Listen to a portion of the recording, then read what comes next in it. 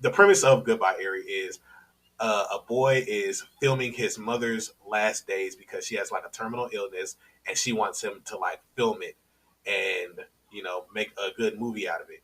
So he films like her ending or whatever, and it comes to the time where she is in the hospital and she's about to pass away. So he's filming all of the moments up to that point, and his dad is like, "Yo, we got to go into the hospital," and he decides to run away. And then the movie that he's filming for class that he wants to show about his mother ends in like a giant explosion. And at first you're like, well, "What the fuck?" Like, Fujimoto, you on that shit again, man? Like, what are you doing here? But as you follow the story with the kid and how he lays it out for what the events are to come, it's like really, really touching and really is a solid piece of work. I wouldn't mind seeing this as a movie.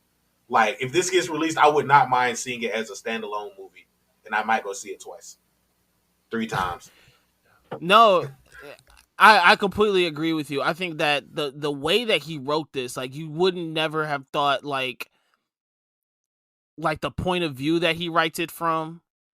Um First of all, he has a way of like being real and like tapped in with the times. I think that's one special quality about this is that this very much feels like something that could happen today. Yeah, Like if it like the setting feels very today, especially when you're talking about like recording movies on phones and um and that what and how essentially how he just places the characters like I don't know like it's like his mind works so differently yeah, like I could like how he's writing and the stories that he's telling is so different from everything else going on that every time he drops something it oddly feels like a breath of fresh air yeah.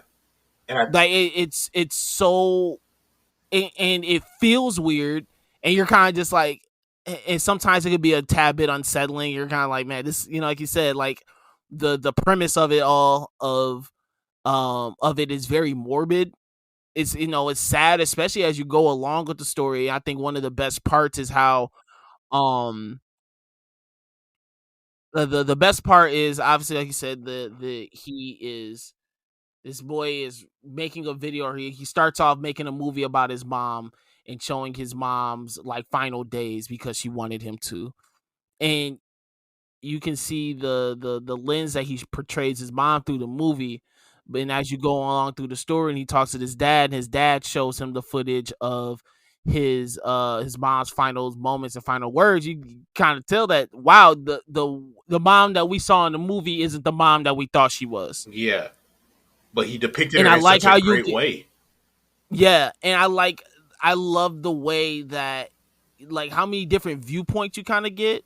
Yeah, Like I like the story is told from the boy's kind of point of view at moments, but also you see it from, it's like you're watching it through your own eyes. yeah. It's like when the camera stops for him. Also, you actually get to get that come up for air moment and see the other perspectives of other characters as well, like with the dad and Ari, who we when her introduction came about, I was really surprised because the boy he got ragged on for his movie for the ending of the explosion and everything, and everybody started to bully him. So he ended up recording himself making like a suicide will or whatever, and he was about to jump off the top of a hospital that I think is that was the same hospital his mom died at.